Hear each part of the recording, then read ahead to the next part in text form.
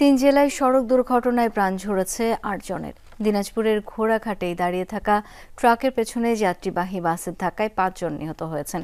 ভোরে দিনাজপুর গোবিন্দগঞ্জ সড়কের নূরজাহানপুর এলাকায় এই দুর্ঘটনা হয়। পুলিশ জানায়, আম বোঝাই একটি ট্রাক বিকল অবস্থায় সড়কে দাঁড়িয়েছিল।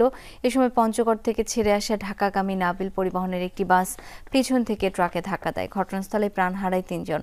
গুরুতর আহত ৯ জনকে হাসপাতালে নেয়ার পথে মৃত্যু হয় বাকি ২ জনের।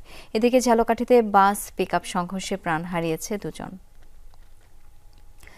পদ্মা সেতুতেও বাস ট্রাকের ভয়াবহ সংঘর্ষে প্রাণ হারিয়েছেন একজন। শুক্রবার রাত ১০টায় পদ্মা সেতুর ২ নম্বর পিলারের মাওয়ামুখী লেনে হঠাৎই বিকল হয়ে যায় একটি ট্রাক।